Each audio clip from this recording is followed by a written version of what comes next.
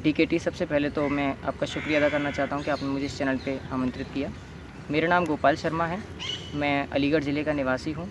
मैंने अपनी 2018 की परीक्षा में हिंदी माध्यम से पूरे प्रदेश में प्रथम स्थान प्राप्त किया है और मेरी ओवरऑल रैंक 15 रही है। मैं अपनी सफलता की जर्नी आप सभी के साथ में शेयर करना चाहता हूँ। मैंने अपनी सफलता में कहीं भी किसी बड़ी कोचिंग में एडमिशन नहीं लिया, ना मैं दिल्ली ना ही इलाहाबाद में कहीं भी नहीं गया। मैंने अलीगढ़ में रह कर के ही तैयारी की और उसकी स्टोरी भी मैं आपके सामने अभी थोड़ी देर में शेयर करूँगा। सबसे पहले तो मैं आपको बताना चाहता हूँ कि जब मैं 7th क्लास में था तो उस टाइम पर मेरे साथ एक ऐसा इंसिडेंट घटित हुआ कि एक स्टूडेंट था, मतलब जो प्राइमरी विद्यालय में पढ़ता था, और मैं जब अपने स्कूल जाता था तो रास्ते में एक टी स्टॉल थी और वो जो बच्चा था वो पढ़ने में काफ़ी होशियार था, लेकिन जो टी स्टॉल था जिसका, वो उसको डंडों से काफ़ी मारा करता था।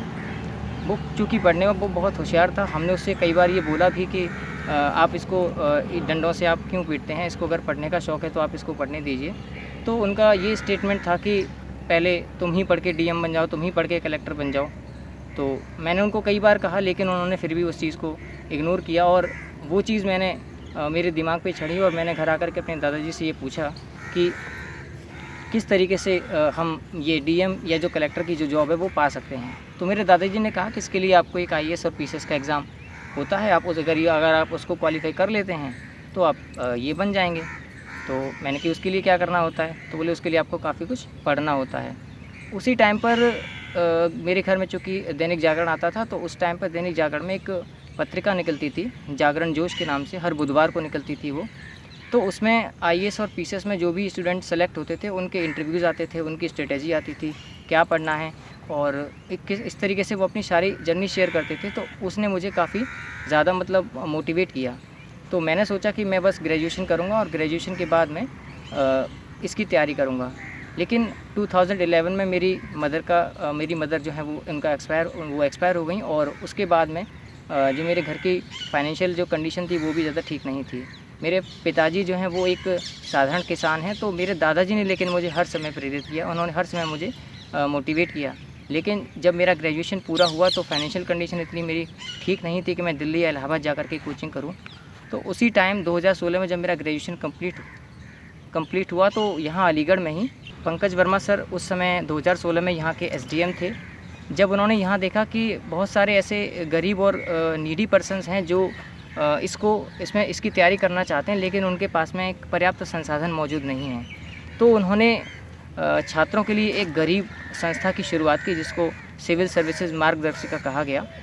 और इस संस्था में सारे उन नीडी बच्चों को मतलब एडमिशन दिया गया जो इसकी तैयारी करना चाहते थे। सर के मिशन का ये परिणाम रहा कि 2016 से लेकर के और 2018 तक लगभग 250 से ज़्यादा स्टूडेंट ढेर सारी परीक्षाओं में सफल हो चुके हैं। इसमें मेरे कुछ फ्रेंड लोअर पीसीएस में सेलेक्ट हुए, कुछ अपर पीसीएस 2016 में सेलेक्ट हुए, कुछ अपर पीसीएस 2017 में सेलेक्ट हुए, आरओ एआरओ में सिलेक्शन उनका हुआ, हाई कोर्ट में सिलेक्शन हुआ, पुलिस डिपार्टमेंट में वो गए। उसके अलावा कई सारे मेरे फ्रेंड्स टीचिंग डिपार्टमेंट में भी गए।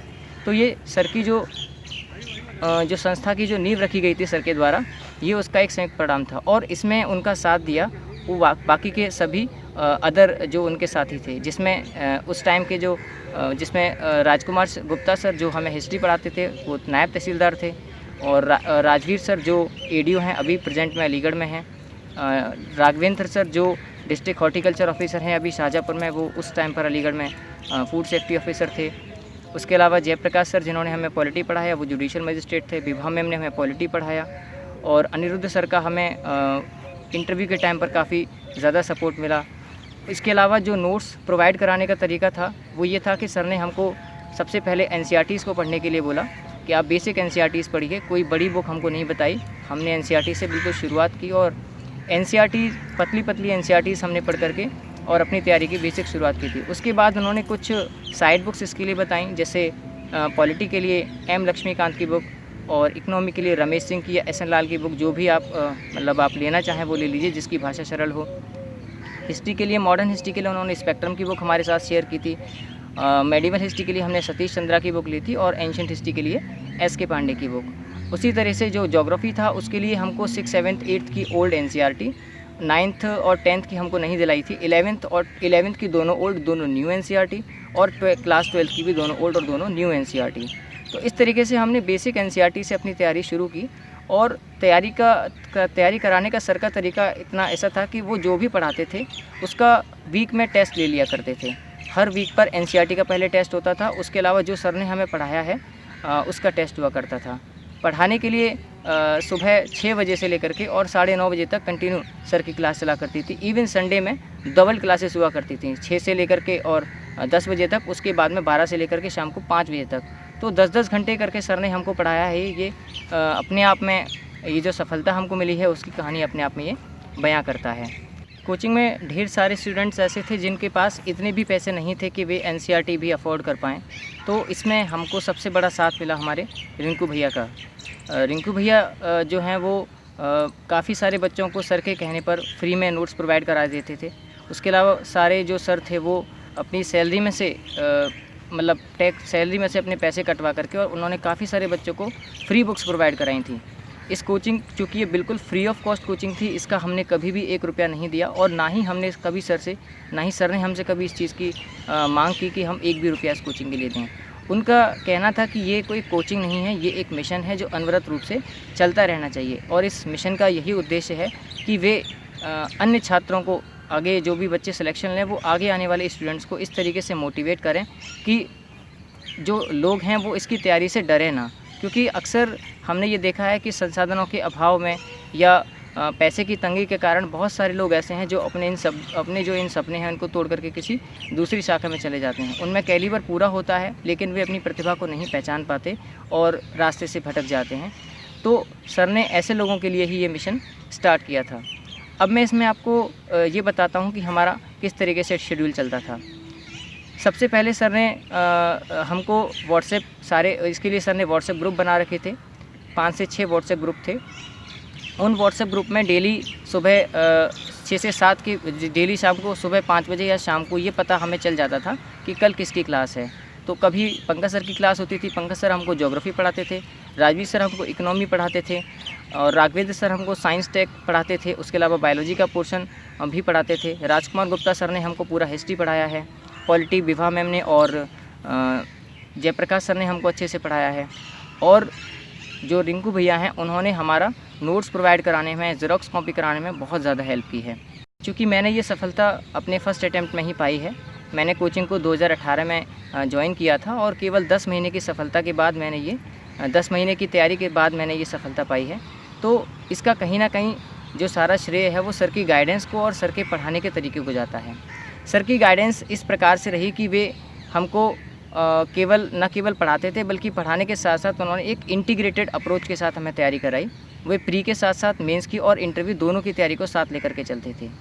प्री के लिए उन्होंने कहा कि जैसे प्री में प्री में आपके पास जितना कंटेंट होता है उसमें बहुत बड़े कंटेंट को छोटा करके लिखना होता है और मेंस में उसी छोटे कंटेंट को थोड़ा सा बड़ा करके लिखना होता है। लेकिन जब बात इंटरव्यू की आती है तो वहाँ पर हमें कंटेंट को छोटा बड़ा नहीं करना होता, वहाँ पर हमें अपने व्यूज़ जो है वो प्रकट करने होते हैं। तो इस हिसाब से सर ने तैयारी कराई और सर ने कहा कि आप हमको डेली मोटिवेट करते थे और उनका यही था कि I can do it, you can do it and we can do it. So इस बेसिस पर सर ने हमसे कहा कि आप सभी अपना अपना टाइम टेबल प्रिपेयर करिए और मुझे भेजिए। इवन उन्होंने हमारा सबका टाइम टेबल भी चेक किया था। तो टाइम टेबल में सबसे पहले हमने अपनी एनसीईआरटीज़ की बुक जो थी उनको मैं पढ़ता था, उनके अपने नोट्स और सिनॉप्सिस को बनाता था। उसके साथ साथ जो भी साइड बुक्स थी मैंने उनको पढ़ा, उनके मैंने नोट्स बनाए। नोट्स मैंने हर चीज़ के बनाए, क्योंकि जब तक आपके पास नोट्स नहीं होंगे तब तक आपको अंदर से ये कॉन्फिडेंस नहीं आएगा कि आप जो तैयारी कर रहे हैं उसमें कहाँ आपकी मिस्टेक हो रही है। अगर आपको लगता है कि आपने जो तैयारी की है उसमें कहीं नोट्स बनाने में गलती है तो सर नोट्स बनाने में हम हेल्प करते थे।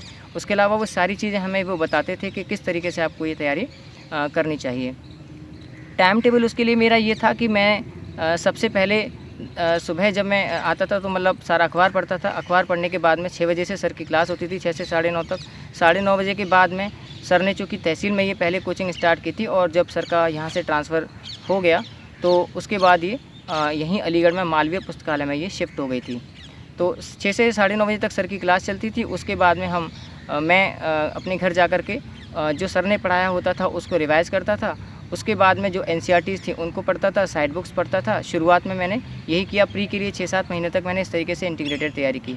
जब मुझे लगा कि मेरी प्री की तैयारी पूरी हो गई है, तो सर ने उसके लिए 3 से 4 महीने पहले हमें प्री की लगातार डेली हर 2 दिन बाद टेस्ट सीरीज़ लगाने को बोला था। और उसके लिए सर जो टेस्ट सीरीज़ थी उसको सर व्हाट्सएप पे शेयर कर दिया करते थे, या फिर टीन शेड में जहाँ पर हमने बैठ के लिखा था, जो मालवीय लाइब्रेरी में अभी भी बनी हुई है, उसमें हम जा कर के पेपर देते थे।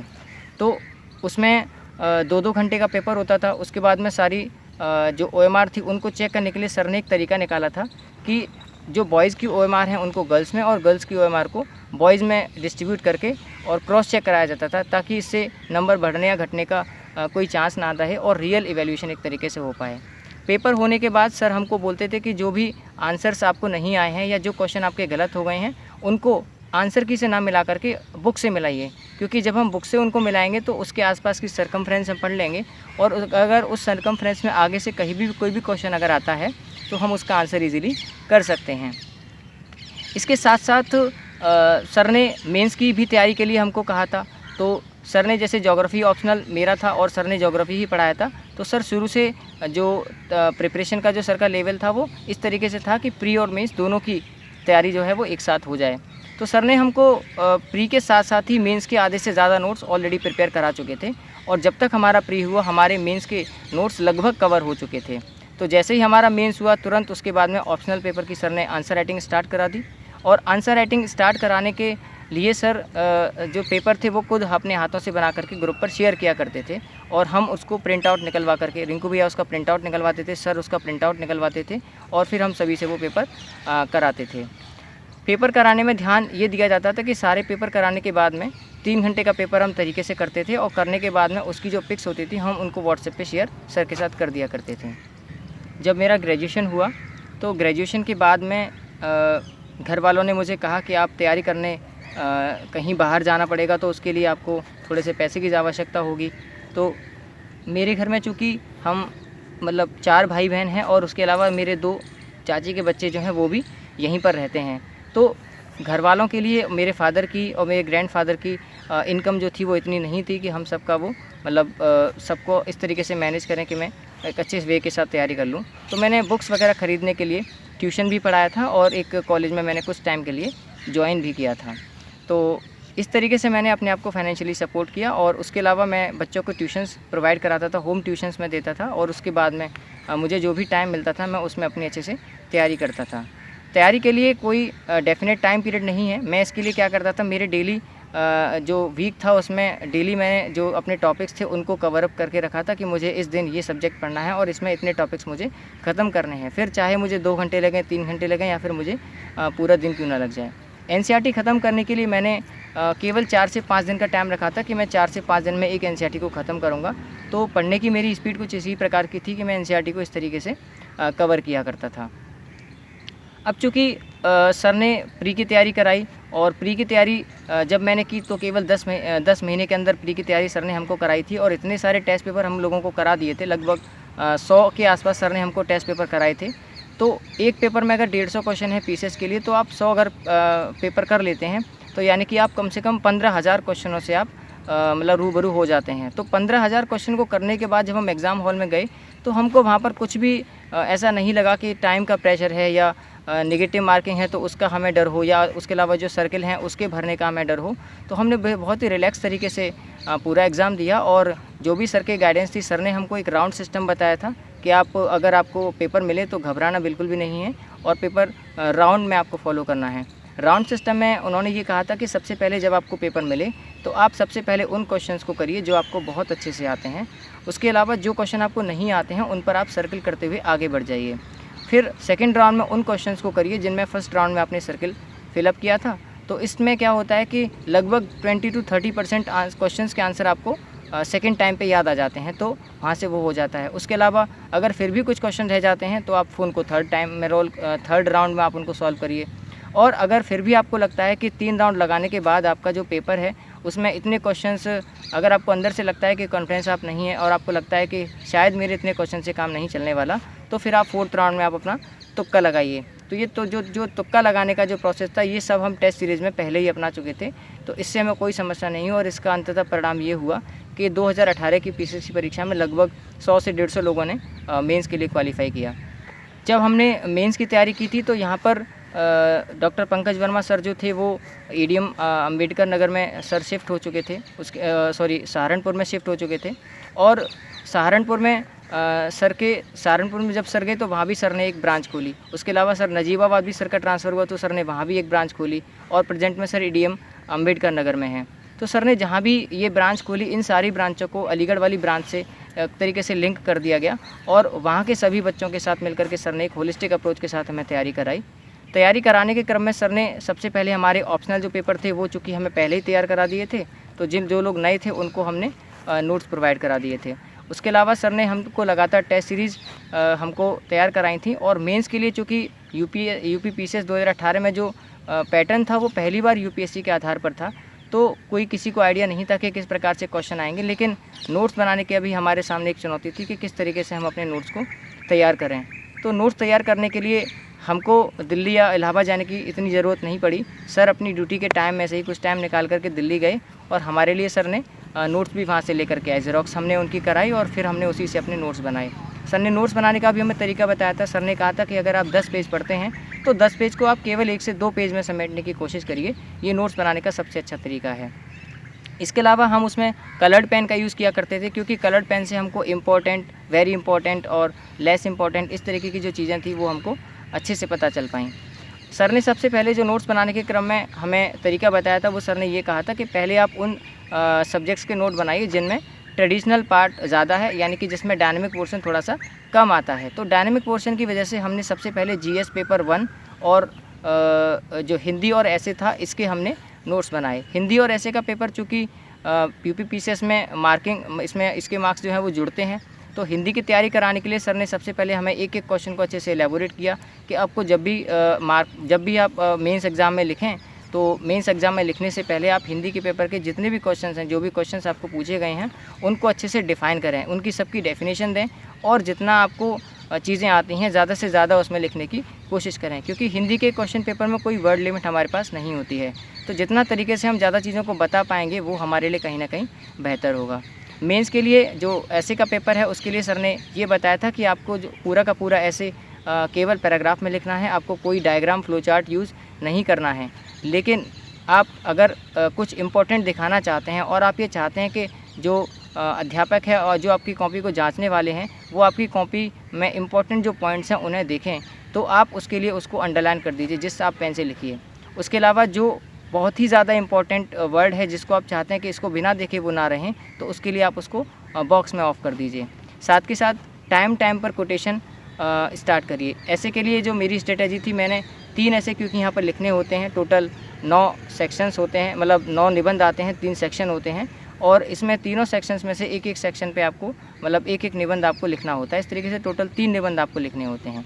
तो निबंध लिखने के लिए जो मेरी स्ट्रेटजी थी वो ये थी कि सर ने ये कहा था कि आपको 3 निबंध चूँकि लिखने हैं और तीनों में बिल्कुल यूनिकनेस आपकी दिखनी चाहिए। तो मैंने अपने एक निबंध को एक कोटेशन से स्टार्ट किया था, अपने दूसरे निबंध को मैंने एक कहानी से स्टार्ट किया था, और एक तीसरे निबंध को मैंने एक छोटी सी कविता से स्टार्ट किया था। सर का ये कहना था कि जब आप निबंध लिखें तो उसमें पैराग्राफ बहुत ज़्यादा लंबे नहीं होने चाहिए और बहुत ज़्यादा छोटे नहीं होने चाहिए। आप केवल 5 से 6 लाइन में लिखें।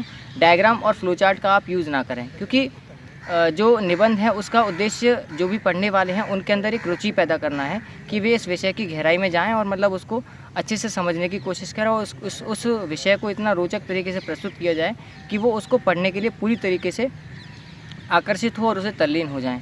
बीच बीच में कोटेशन का यूज़ करना भी सर ने इसके लिए अच्छा बताया था, कहा था कि आप बीच बीच में इसके लिए कोटेशंस का यूज़ कर सकते हैं।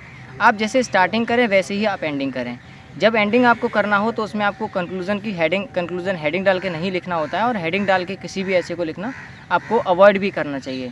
तो सर ने ये कहा था कि जब आप उसका कंक्लूज़न लिखें तो कंक्लूज़न के बाद में आप एंडिंग भी उसकी किसी शायरी से कर सकते हैं, किसी कोटेशन से कर सकते हैं, आपको ये कविता अपनी भी बना सकते हैं, या अगर आपको कोई स्पेशल जो आपकी हॉबी है, आपका जो इंटरेस्ट है, आप उसके हिसाब से कोई भी अपना ऐसा एक उसमें टर्म यूज़ कर सकते हैं जिससे वो थोड़ा सा आकर्षक लगे।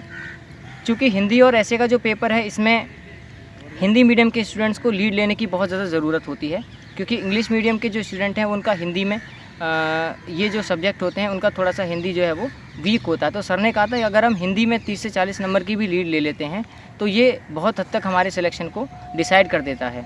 तो हिंदी के लिए सर ने हमसे काफ़ी सारे टेस्ट पेपर, कम से कम हमने 10 से 20 टेस्ट पेपर तो हिंदी के ही लगाए थे। इसके लिए सर ने जो पुराने पीसीएस के पिछले 1999 से लेकर के और 2017 तक के पेपर थे, उन सारे पेपर्स को हमको एक एक करके सॉल्व कराया। उसके अलावा जो निबंध थे, निबंध के लिए सर ने हमको लगभग 50 से 60 टॉपिक सारे सेक्शन के 9 के 9 जो 9 के 9 जो आपके टॉपिक थे उन पर 50 से 60 ऐसे सर ने हमको करने के लिए दिए। और हर टेस्ट पेपर में सर हमको करने के लिए तो कम से कम 9 से 10 हमने टेस्ट पेपर इसके लिए लगाए और खूब सारी हमने प्रैक्टिस की। जीएस 1, 2, 3 और 4 इन दोनों के लिए, इन चारों पेपर्स के लिए स्ट्रेटेजी सर की थोड़ी सी अलग थी। एक एक करके मैं उसके लिए शेयर करता हूँ।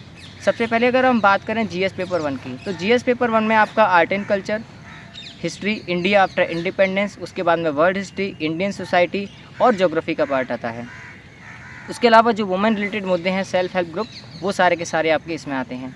तो सर ने इसके लिए बताया था कि जब भी आपको आर्ट एंड कल्चर का क्वेश्चन लिखने को दिया जाए तो आप उसमें कोई भी डायग्राम का आप यूज़ कर सकते हैं और फ्लो चार्ट और जो भी माइंड मैप्स हैं उनके माध्यम से आप उनकी प्रेजेंटेशन अच्छे से कर सकते हैं। जब आपको ज्योग्राफी का कोई भी क्वेश्चन दिया जाए तो ज्योग्राफी में विदाउट मैप आपको नहीं करना है, यानी कि मैप आपको इतना बनाने हैं कि ज्योग्राफी लगे कि वो ज्योग्राफी है, क्योंकि मैप जो होते हैं वो ज्योग्राफी की रीड होते हैं। उसके अलावा जब भी सोसाइटी का क्वेश्चन करने के लिए आता है तो उसमें आप डेटा का यूज़ कर सकते हैं, किसी कमेटी का यूज़ कर सकते हैं, आप उसकी लिए किसी भी रिपोर्ट का यूज़ कर सकते हैं। और ये चाहे आप मेन बॉडी में करें, चाहे आप इंट्रोडक्शन में करें। अगर आपको इंट्रो में कुछ भी नहीं याद आता है तो आप उसमें जो मेन शब्द है आप उसको पकड़ें और उसकी डेफिनेशन से आप इसको स्टार्ट कर सकते हैं।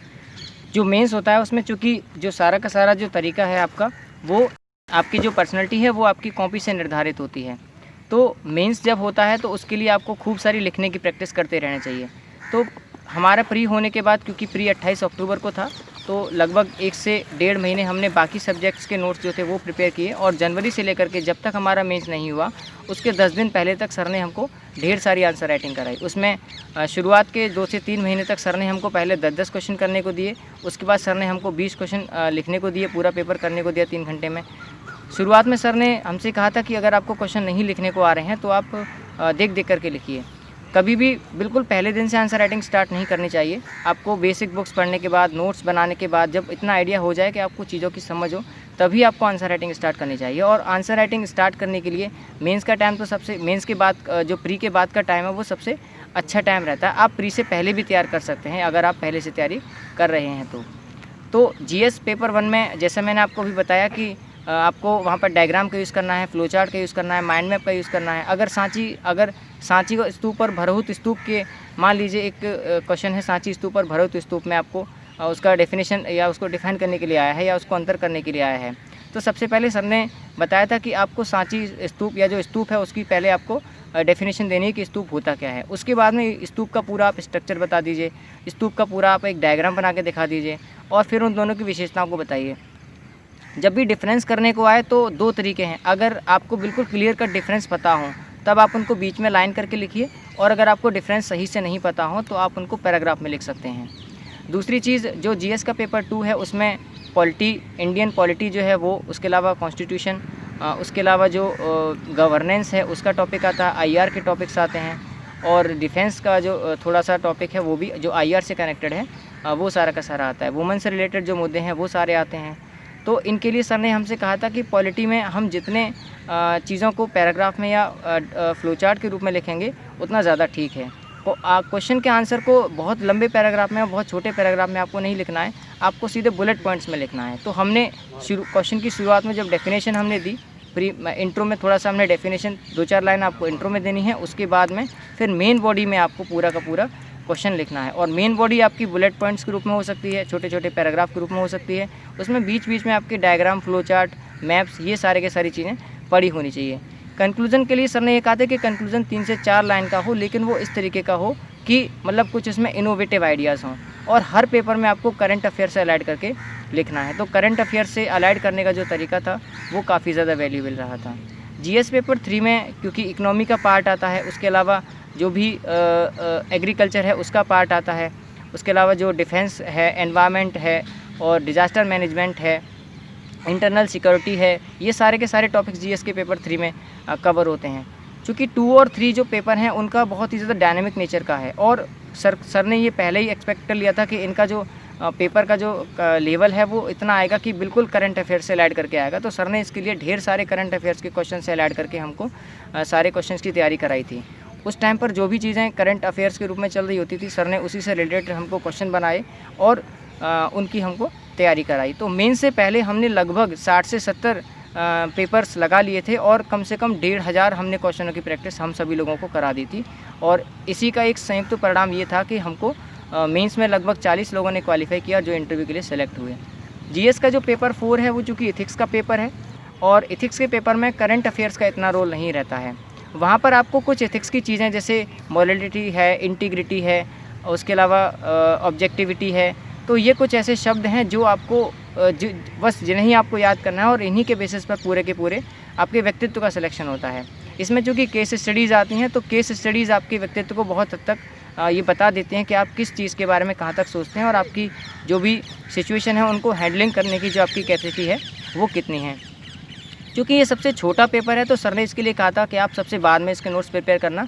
तो हमने मेन से केवल 2 महीने पहले ही हमने इसका मतलब इसके हमको नोट्स प्रिपेयर करने में केवल 1 से 1.5 महीने का टाइम लगा था, वो हमने सबसे बाद में किया था।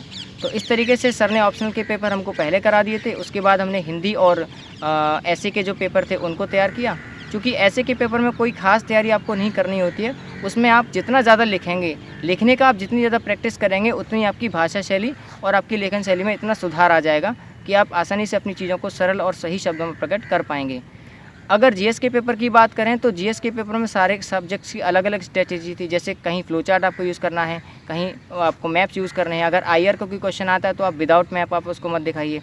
कोई भी अगर इकोनॉमी का क्वेश्चन आता है तो आप बिना उसमें डेटा डाले आप उसको मत दिखाइए। एसडीजी गोल्स आप उसमें मेंशन करिए।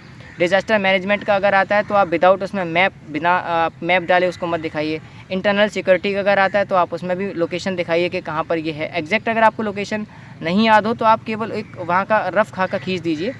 और उसके साथ साथ ही जो जीएस का पेपर 4 है उसके लिए जो उसमें जो टर्मिनोलॉजी है वो जानना बहुत ज़्यादा इंपॉर्टेंट है।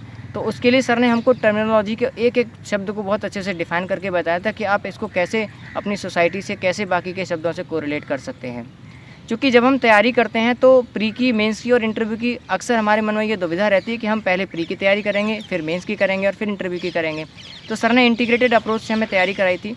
उन्होंने ये कहा था कि मान लीजिए अगर आप 1857 का विद्रोह पढ़ रहे हैं तो प्री के टाइम पर आपका क्वेश्चन अगर आता है तो उसमें 1857 के विद्रोह पर कुछ कथनों पर विचार करिए। 2-4 आपको स्टेटमेंट दिए होंगे और वहाँ पर ये पूछ लिया जाएगा आपसे कि इसमें कौन सा सही है कौन सा गलत है। बहुत छोटा सा हो गया। 1857 के विद्रोह को यदि आप मेंस में लिखना हो तो मेंस में क्वेश्चन आएगा कि इसके कारणों पर विचार करिए, इसकी जो सफलता है या असफलता है उसके बारे में आप बताइए। तो इस तरीके से मेंस के लिए थोड़ा सा हमें छोटी चीज़ों को बड़े रूप में लिखना होता है। और यही चीज़ आपको इंटरव्यू में अगर आपसे पूछें कि आपको क्या लगता है 1857 का विद्रोह सफलता की असफलता, तो वहाँ पर आपकी व्यूज़ हैं। तो सर ने कहा था एक ही चीज़ को आप जब पकड़ लें तो आप उसको बिल्कुल इस तरीके से चीज़ों को कोरिलेट करें कि आप ईजिली उनका आंसर दे पाएँ। इसके लिए हमने किया ये था कि हमने पॉलिटी को हिस्ट्री में लिंक किया, हिस्ट्री को हमने इकोनॉमी में लिंक किया। एग्जाम्पल के तौर पर अगर आप देखेंगे तो पॉलिटी की सबसे पहला जो चैप्टर है एम लक्ष्मीकांत में वो है, उसमें सारे के सारे एक्ट्स आए हैं। तो सबसे पहला जो एक्ट है वो था 1773 का रेगुलेटिंग एक्ट। अब रेगुलेटिंग एक्ट को कंपनी क्यों लेकर के आई थी? क्योंकि कंपनी के सामने समस्या थी कि वो उसको चलाएं कैसे, कैसे उसको रेगुलेट करें। तो सर ने कहा था इसका जो सारा खाका है वो आपको मिलेगा हिस्ट्री में। 1757 का प्लासी का वॉर और फिर बक्सर का वॉर, वहाँ से आप इसको पढ़िए। उसके अलावा रेगुलेटिंग एक्ट कराने के बाद में जो भी चीज़ें कंपनी के सामने जो आर्थिक समस्याएं थीं वो क्या क्या थी, मतलब कंपनी के सामने अपने लोगों को सैलरी देने की समस्या थी, तो ये जो सारी चीज़ें थी आप इनको इकोनॉमी में लिंक कर दीजिए। तो हमने कोरिलेट करके पढ़ा। ज्योग्राफी को हमने एनवायरनमेंट के साथ लिंक करके पढ़ा। हिस्ट्री और पॉलिटी और इकोनॉमी को हमने तीनों को एक साथ लिंक करके पढ़ा। तो जो सब्जेक्ट लिंकेज का जो प्रोसेस था वो सर का बहुत एक यूनिक मेथड था। सर ने हमसे ये कहा था जब हम एग्ज़ाम हॉल में बैठे कि जब आप पेपर करेंगे तो आपके सामने मतलब और भी कई सारे कैंडिडेट आएंगे, बड़े छोटे सब तरीके के आएंगे, तो आपको बिल्कुल भी वहाँ पर घबराना नहीं है। और उसके लिए सर ने हमको इतनी आंसर राइटिंग, हम 1,500 से 2,000 क्वेश्चन की लगभग प्रैक्टिस करके गए थे, तो हमको बिल्कुल भी वहाँ पर हाथ थकने वाला हमारा कोई सिस्टम नहीं था। सर ने हमको 6-6 घंटे वहाँ पर एग्ज़ाम हॉल में लिखना होता था, सर ने यहाँ से हमसे 9-9 घंटे मेहनत कराई थी ताकि जो हमारा हाथ है वो 9 घंटे के बाद थके। तो 6 घंटे पेपर लिखने के बाद भी हमको ये अंदाज़ा नहीं होता था कि हम घर पे पेपर बैठ के लिख रहे हैं या फिर हम आयोग में पेपर लिख के आए हैं। उसके अलावा जो कलर्ड पेन कहाँ पे यूज़ करने हैं, मैपिंग पेन्स यूज़ करने हैं, ब्लैक और ब्लू पेन यूज़ करने हैं, डायग्राम फ्लो चार्ट कहाँ आपको यूज़ करना है, मैप कहाँ पे यूज़ करना है आपको, इन सब चीज़ों के बारे में सर ने इतनी अच्छे से बता दिया था कि हमने उन सारी चीज़ों को किया और हमें वो चीज़ें एग्ज़ाम हॉल में यूनिक भी लगीं। क्योंकि मैं जिस क्लास में एग्ज़ाम अपना लिख रहा था तो मैंने देखा वहाँ पर मोस्टली लोग सिंगल पेन से अपने डायग्राम्स बना रहे हैं या केवल सिंगल पेन से पूरा का पेपर लिख रहे हैं, लेकिन मैंने ब्लू और ब्लैक के साथ में 2 मैपिंग पेन्स भी यूज़ किए थे। तो ये चीज़ें इन्हीं चीज़ों की वजह से मेरी कॉपी यूनिक बनी और शायद यही रीज़न था कि मैं हिंदी मीडियम में अपने स्टेट का मतलब टॉपर भी बना। उसके अलावा जो आगे की स्ट्रेटजी थी वो ऑप्शनल पेपर को लेकर के थी। तो ऑप्शनल पेपर की स्ट्रेटजी मैं आपके सामने अभी शेयर कर देता हूँ। जब भी आप अपने नोट्स बनाएं तो नोट्स बनाने के लिए ऑप्शनल या फिर जीएस के जब भी आप पेपर बनाएं, क्योंकि प्री के टाइम पर जब आपको सिलेबस दिया जाता है तो वो बहुत ज़्यादा छोटा सा होता है और आपको कोई अंदाज़ा नहीं होता है। लेकिन मेंस का जो सिलेबस है वो आपके साथ बहुत बड़ा है, वाइड है। तो आप जब मेंस के नोट्स प्रिपेयर करें तो उसके एक एक टॉपिक को पहले पढ़ें और उसको डिकोड करें। इसके लिए आप प्रीवियस ईयर के क्वेश्चन पेपर्स की मदद ले सकते हैं। आपको ये पता लग जाएगा कि किस टॉपिक से किस लेवल के क्वेश्चन पूछे गए हैं और किस तरीके के क्वेश्चन पूछे जाने की आप उम्मीद रखते हैं, आप आशा रखते हैं। उसके हिसाब से आप अपने नोट्स को प्रिपेयर कर सकते हैं। और आंसर राइटिंग आप डेली अच्छे से करिए। ढेर सारी आपको लिखावट वहाँ पर करनी पड़ेगी और जितना आप ज़्यादा लिखेंगे उतना ही ज़्यादा आपके लिए फ़ायदा है, क्योंकि एक आपकी भाषा शैली सुधरेगी, उस आपका राइटिंग सुधरेगा। आप अभी अपने से एक पेन डिसाइड कर लीजिए, जो आपको आप अभी से अपना एक पेन लेकर के उससे लिखना शुरू कर दीजिए, क्योंकि जब तक आपका एग्ज़ाम आएगा तब तक आप उस पेन से लिखने की प्रैक्टिस आप कर चुके होंगे। बहुत सारे लोग मुझसे एग्ज़ाम हॉल में ये भी मेरे सामने मिथक था कि अगर आपने 35 वाले पेन से नहीं लिखा है तो आपका सिलेक्शन नहीं होगा। तो मैं आपको बता रहा हूँ ऐसा बिल्कुल भी कुछ नहीं है, ये सारा का सारा भ्रम है। मैं केवल 5 रुपये के एक एल्कोज वाले पेन से अपना पूरा का पूरा पेपर लिख के आया था और मतलब मेरा सिलेक्शन भी हुआ और एक अच्छी रैंक भी पाई। तो ये काफ़ी सारी चीज़ें ऐसी हैं जो बहुत सारे लोग आपको भ्रम में डालेंगे। किताबों का अक्सर पढ़ने को बोला जाता है कि आपको बहुत मोटी मोटी और बहुत सारी किताबें पढ़नी हैं, तो हमने बहुत ज़्यादा किताबें नहीं पढ़ी थी। अपने सोर्स को हमने बहुत ज़्यादा लिमिटेड रखा था। केवल कुछ एनसीईआरटी की किताबें थीं, उसके अलावा कुछ हमने साइड बुक्स पढ़ी थीं और ऑप्शनल पेपर के लिए भी मैंने एनसीईआरटी परीक्षा वाली और केवल डीआर खुल्लर की बुक ली थी। उसके अलावा मैंने कोई और एक्स्ट्रा बुक उनसे नहीं पढ़ी थी। इनके लिए मैंने जो भी टॉपिक लास्ट ईयर के क्वेश्चन पूछे गए थे उनको मैंने अच्छे से लिखा और लिखने के साथ साथ सर को मैंने डेली चेक कराते थे। सर उनको व्हाट्सएप पे चेक करते थे और चेक करने के बाद हमको ऑडियो के माध्यम से ये सारी चीज़ें बताते थे कि आपको इस क्वेश्चन में ये चीज़ें इंप्रूव करनी है, आपको इस क्वेश्चन को बुलेट पॉइंट्स के रूप में लिखना था, आपको इस क्वेश्चन को पैराग्राफ के रूप में लिखना था। उसके अलावा आपको इस क्वेश्चन को जो डेटा है वो आपने इस क्वेश्चन में कम डाले हैं। जैसे इकोनॉमी का अगर कोई पेपर हुआ, जीएस पेपर 3 हुआ, तो उसको चेक करने की जिम्मेदारी राजवीर सर के पास रहती थी। वो सर उस पेपर को चेक किया करते थे। अगर ज्योग्राफी का कोई भी ऑप्शनल का पेपर है तो उसको सारी जिम्मेदारी पंकज सर के साथ रहती थी, जो एडीएम है सर अभी, वो सर उसको बिल्कुल चेक किया करते थे। तो और अगर साइंस टेक का कोई भी पेपर है तो उसको जो राघवेंद्र सर थे वो चेक किया करते थे। सर ने हमको बिल्कुल जब शुरू में तैयारी कराई थी तो बिल्कुल सर ने हमसे एक साथ पूरा पेपर हमसे नहीं लिया था। नोट्स बनाने के साथ साथ सर ने हमको टॉपिक वाइज तैयारी कराई। जैसे हमारा एक पेपर लिया केवल आर्ट एंड कल्चर का, एक पेपर हमारा केवल मॉडर्न हिस्ट्री का लिया, एक पेपर इंडिया आफ्टर इंडिपेंडेंस के लिया, एक पेपर वर्ल्ड हिस्ट्री का लिया, एक पेपर सोसाइटी का लिया, एक पेपर जो भी जियोग्राफी का पेपर है उसका लिया। उसके अलावा जीएस पेपर 2 में पॉलिटी का पेपर ले लिया, ई गवर्नेंस का अलग से पेपर लिया, आईआर के इश्यूज़ का अलग से पेपर लिया, इंटरनल सिक्योरिटी का अलग से पेपर लिया। जीएस पेपर 3 में भी जो कोर आपकी इकोनॉमी है उसका पेपर आपका अलग से हुआ था। उसके बाद में जो एग्रीकल्चर के टॉपिक्स हैं उनका सर ने एक अलग पेपर हमारा लिया था। डिज़ास्टर मैनेजमेंट और जो एनवायरमेंटल वाला पोर्शन है उसका सर ने पेपर बिल्कुल अलग हमसे लिया था। तो इस तरीके से सर ने सब्जेक्ट के जो टॉपिक थे उनके हिसाब से पहले धीरे धीरे करके पेपर तैयार कराए थे और उसके बाद फिर सर ने एक सारे के सारे पेपर का कंबाइन करके लिया था। तो लिखने से हमारा ये एक बहुत बड़ा फ़ायदा हमको ये हुआ कि हमारा जो मेंस था वो अच्छे से निकला और लगभग 40 लोगों ने उसमें लगभग 40 लोगों का इसमें इंटरव्यू के लिए कॉल हुआ था और फाइनली 10 से 12 लोग इसमें लगभग 14 लोगों का इसमें सिलेक्शन हुआ है। सर की मेहनत का Rajveer sir, Raghavendra sir, Rajkumar Gupta sir, जितने भी हमारे जो सर थे उनका सबकी मेहनत का परिणाम ये है कि इस कोचिंग से 2016 से लेकर के और अब तक लगभग 250 से ज़्यादा सिलेक्शन हो चुके हैं और यूपी पीसीएस 2018 में मेरा एसडीएम के पद पर सिलेक्शन हुआ है। ये इस कोचिंग का सबसे बड़ा इस तरीके का सिलेक्शन है। मुझसे पहले नायब तहसीलदार पद पर, एसीसीटी पद पर, बीडीओ पद पर कई सारे मेरे फ्रेंड्स पुराने जो हैं वो सब सेलेक्ट इसमें हो चुके हैं। तो इस तरीके से सर ने हमको तैयारी करने का बताया था। सर हमको टाइम टू टाइम मोटिवेट करते थे, ऑडियो आर्टिकल के माध्यम से, वीडियो हमसे सर शेयर किया करते थे, इससे हमको बहुत एनर्जी मिलती थी। और जब भी सर हमसे यहाँ पर मिलते थे जब सर का ट्रांसफ़र हो गया था तब भी हमसे यहाँ पर कई बार मिलने आए, टाइम लेकर के आए, पूरा हमको 2-2 3-3 दिन सर हमसे यहाँ पर लगातार मिले। और सर ने हमसे कभी भी ये नहीं कहा कि कोई भी ये जो परीक्षा है ये बहुत ज़्यादा हार्ड है, क्योंकि हमको शुरुआत में लगता था, जब मैं शुरुआत में यहाँ आया था तो मुझे लगता था कि 5 से 6 लाख लोग फॉर्म भरते हैं और केवल कुछ लोग सेलेक्ट होते हैं। लेकिन सर ने ये कहा कि 5 से 6 लाख लोग फॉर्म भरते हैं, एग्ज़ाम में बैठते हैं, लेकिन उसमें जो मेंस के लिए जो सेलेक्ट होते हैं, यानी कि जो जो क्वालिफाई नहीं कर पाते हैं, वो उन लोगों को छोड़ के केवल 15 से 20 हज़ार लोग होते हैं जो मेंस में आपके बैठते हैं। तो आपको केवल फाइट उन 15 से 20 हज़ार लोगों से करके सिलेक्शन लेना है। आपको 4.5 लाख और 5 लाख से कोई मतलब नहीं है। और इसके लिए जो सर की स्ट्रेटजी थी वो हमने अच्छे से फॉलो की। सारे राउंड टेबल हमने प्री के लिए, राउंड जो सिस्टम था वो हमने प्री के लिए फॉलो किया। मेंस के लिए सर ने जो भी हमें टेस्ट पेपर डाली हमने उनको अच्छे से फॉलो किया। और उसके अलावा जो सर ने हमको किताबें बताई थी वो हमने अच्छे से फॉलो की। अपने अच्छे से नोट्स तैयार किए, सिनॉप्सिस तैयार किए, साथ के साथ उनको रिवाइज़ करते रहे। और सर जो भी हमें चीज़ें बताते थे, कोई भी हमने फालतू की कभी कोई बुक नहीं ली। दिल्ली इलाहाबाद जाएंगे जब आप, तो वहाँ पर आपको बहुत सारी किताबें फालतू मिल जाएंगी। और कभी हमने किसी से ये चीज़ की भी मतलब नहीं पूछा कि हमको और एक्स्ट्रा क्या पढ़ना चाहिए, क्योंकि ये सभी सफल लोग हैं और हमारा ये सौभाग्य है कि हम इन सभी सफल लोगों से पढ़ कर के सफल हुए हैं। तो यदि ये लोग भी सर ने जो कहा था कि हम इन्हीं पतली और छोटी सी किताबों को पढ़कर के सिलेक्ट हो गए, तो आप भी हो सकते हैं। और ये तैयारी बिल्कुल भी हार्ड नहीं है। इस तैयारी को हर एक कोई कर सकता है, बिल्कुल भी, चाहे आपकी आर्थिक सिचुएशन कैसी भी हो, चाहे आपके मार्क्स कैसे भी आए हों। यदि आपको सही और एक प्रॉपर गाइडेंस मिल जाए तो बिल्कुल भी कोई भी एग्ज़ाम हार्ड नहीं है, ये सर का कहना था।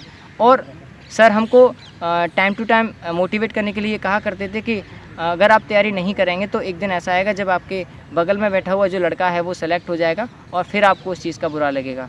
तो ऐसी मोटिवेटेड जो बातें थी वो सर जब हमको बताया करते थे तो हमको लगता था कि नहीं, हमें अब अच्छे से तैयारी करनी है, और हम उसके लिए जी जान से जुटे रहे थे। इंटरव्यू के लिए सर ने इतनी हमको मेहनत करा दी थी कि मेंस निकलने के बाद हमारी नींद बिल्कुल हराम हो चुकी थी। हराम से इन सेंस मतलब सर अपनी ड्यूटी ख़त्म करने के बाद में लगभग रात को 10 बजे से लेकर के और ऑनलाइन मीडिया के माध्यम से रात को 2 बजे तक हमारा इंटरव्यू लेते थे। इसमें Rajveer sir, Raghavendra sir, Aniruddh sir, doctor Pankaj Verma sir, उसके अलावा जयप्रकाश सर, और भी एसडीएम खैर, एसडीएम अतरौली में जो हैं सर अभी डॉक्टर पंकज यादव सर, इन सारे जो अध्यापक थे उनका बहुत ज़्यादा हमें सपोर्ट मिला। और हमारा जो इंटरव्यू था, जिस दिन हमारा इंटरव्यू था उस दिन तक, हमारे मेंस के रिज़ल्ट के निकलने के बाद में लगातार हमने उस दिन तक तैयारी की। और मुझे नहीं लगता कि मैंने शायद 20 से 25 मॉक नहीं दिया होंगे, कम से कम मेरा इतने दिन लगातार मॉक चला, डेली मॉक हमारा चलता था। तो उससे हमें जो हमारे अंदर की कमियां थी कि हमको बोलने में समस्या आ रही है, या हम किसी चीज़ को किस तरीके से अपने आप को वहाँ पर बोलें कि वो हमसे आकर्षित हो जाएं, तो इन सारी चीज़ों को बताने के लिए सर का जो इंस्ट्रक्शंस थे हमने उन सारी चीज़ों को फॉलो किया।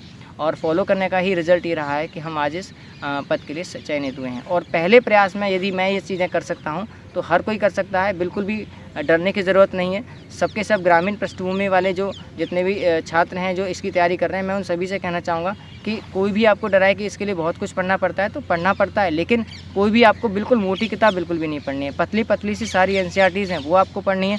केवल 4 से 5 आपको साइड बुक्स पढ़नी है। उसके अलावा आपको अपने नोट्स और सिनॉप्सिस बनाने हैं। PCS की तैयारी करने के लिए हमने जो घटना चक्र है उसको अच्छे से पढ़ा था, और घटना चक्र को पढ़ने के बाद हमने उसके सारे नोट्स के जो हर घटना चक्र के लगभग 10 से 15 पेजों में सारे के सारे हमने नोट्स तैयार कर लिए थे। ऑप्शनल पेपर की तैयारी के लिए आपको सबसे पहले तो आप प्रीवियस ईयर के क्वेश्चन पेपर देखिए। मैंने ऑप्शनल पेपर की तैयारी के लिए सबसे पहले यूनिट वाइज सिलेबस लिखा था। उसके साथ साथ जितने भी इसमें यूनिट में टॉपिक थे उन पर पिछले 10 से 15 सालों के अंदर IAS और PCS दोनों की परीक्षाओं में मेंस में किस तरीके से क्वेश्चन पूछे गए हैं उन सबको मैंने लिखा, और एक एक टॉपिक को लेकर के मैंने उन सारे क्वेश्चंस का कंपाइलेशन करते हुए अपने नोट्स को तैयार किया था। नोट्स तैयार करने के दौरान मुझे कुछ टॉपिक्स में काफ़ी समस्याएँ, जैसे ह्यूमन ज्योग्राफी में, तो उसके लिए मैंने मतलब इंटरनेट की हेल्प ली। उसके अलावा पंकज सर ने हमको खुद अपने नोट्स प्रोवाइड कराए थे, क्योंकि वो उनका भी सर का ऑप्शनल था सर का ज्योग्राफी था, और उन्होंने उसी से परीक्षा पास करके 4थी रैंक UP PCS की परीक्षा में प्राप्त की थी। तो हमने सर के नोट्स भी लिए थे। उसके अलावा सर ने हमको उनके एक और मतलब जानने वाले थे, सर ने हमको उनके भी नोट्स प्रोवाइड कराए। उसके साथ साथ जो भी चीज़ हमें लगता था कि हमको अभी भी कुछ और थोड़ा सा लैक हो रहा है, तो हमने प्रीवियस ईयर के सॉल्व पेपर ले लिए थे, और उन सॉल्व पेपर को हमने छोटे छोटे सिनॉप्सिस बना करके उनका रख लिया था। तो पेपर तो पूरा का पूरा जो सिलेबस था वो हमको इस तरीके से कंप्लीट हो चुका था हमारा, कि हमको नहीं लगता था कि मेंस में कोई भी क्वेश्चन आएगा तो शायद हमारा वो टॉपिक अनपढ़ा है या हमारा अनछुआ है, क्योंकि हर पेपर में 10-10 यूनिटें हैं और क्वेश्चन आते हैं वहाँ पर 8 और आपको कोई से 5 क्वेश्चन वहाँ पर लिखने होते हैं। और पीसीएस की परीक्षा में पहला और 5वां क्वेश्चन जैसे आईएएस में होता है वैसे कंपलसरी नहीं होता है। तो अगर आप चाहें तो दोनों पेपरों में 2-2 यूनिट आप छोड़ भी सकते हैं, यानी कि आप अगर अच्छे से 8 यूनिट भी तैयार कर लेते हैं तो आप इजीली 5 क्वेश्चन को वहाँ पर आप कर पाएंगे। नोट्स तैयार करने के लिए ध्यान आपको यही रखना है कि जितने भी क्वेश्चंस वहाँ पर आए हैं आप उनको अच्छे से तैयार कर लें। उसके साथ साथ जो मैंने जीएस का आपको स्ट्रेटेजी बताई थी कि जीएस के पेपर में आप सबसे पहले जीएस पेपर 1 और जीएस पेपर जो 4 है उसको सबसे बाद में तैयार करें। जीएस पेपर 1 को सबसे पहले तैयार करें और जीएस पेपर 2 और 3 का आप ट्रेडिशनल पार्ट तैयार करने के बाद उसको लगातार करंट से आप उसको अपडेट करते रहें। हिंदी और ऐसे के आप एक पहले ही सबसे पहले नोट्स बना लें ऑप्शनल के जस्ट बाद में, यानी कि सीक्वेंस आपका ऐसा होना चाहिए, सबसे पहले ऑप्शनल के नोट्स, उसके बाद में हिंदी के नोट्स, ऐसे के लिए आप लगातार लिखते रहें और उसके बाद में फिर आप जीएस के नोट्स, जिसमें जीएस पेपर 1 का सबसे पहले, जीएस 2 और 3 के एक साथ आप नोट्स बनाएं लेकिन उसको करंट से लगातार कोरिलेट करते रहें और सबसे बाद में जीएस 4 के नोट्स, क्योंकि इसमें कोई भी करंट का इतना डिटेल नहीं रहता है। तो ये मेरी ऑप्शनल के लिए स्ट्रेटजी थी जो मैंने की और उसके साथ साथ मैंने खूब ढेर सारी आंसर राइटिंग की और लगातार मैंने टेस्ट पेपर दिए। और जब आप 1,500 से 2,000 क्वेश्चन 6-6, 9-9 घंटे जब आप लेकर के जाएंगे, जो सर ने हमसे बताया था, हमसे करवाया भी था, रात को सर कभी कभी हमें चेक करने के लिए 11 बजे भी पेपर डाल दिया करते थे, तो हमको रात को 2-2 बजे तक वो पेपर लिख करके शेयर करने होते थे। तो सर ने हमको हर तरीके से खाने तक के मेन्यू में, मेंस के टाइम पर सर ने हमको खाने तक का मेन्यू ये बता दिया था कि आपको खाना क्या है, आपको बहुत हल्का खाना खाना है, ज़्यादा आपको नहीं खाना है, आपको इतने घंटे सोना है, इतनी आपको पढ़ाई करनी है, ये आपको ड्रिंक के रूप में ले जाना है, ये आपको मतलब रिवाइटल खाना है, या ये फ्रूट्स आपको खाने हैं ज़्यादा। तो खाने का भी पूरा मेन्यू सर ने बताया था। तो हमको पूरी होलिस्टिक अप्रोच के साथ सर ने तैयारी कराई थी और उसी का परिणाम है कि मुझे ये रैंक प्राप्त हुई और इसके साथ ही मेरे बाकी और भी जो फ्रेंड्स हैं उन सबका इसमें सिलेक्शन हुआ है। तो मैं इसके लिए सरकार बहुत बहुत आभारी हूँ और मैं चाहूँगा कि अनवरत रूप से ये मिशन हमारा बिल्कुल ऐसे ही चलता रहेगा। दिल्ली नॉलेज ट्रैक के माध्यम से मैंने आपके साथ अपनी ये स्ट्रेटेजी शेयर की, तो इसके लिए मैं दिल्ली नॉलेज ट्रैक का बहुत बहुत धन्यवाद करना चाहता हूँ। धन्यवाद।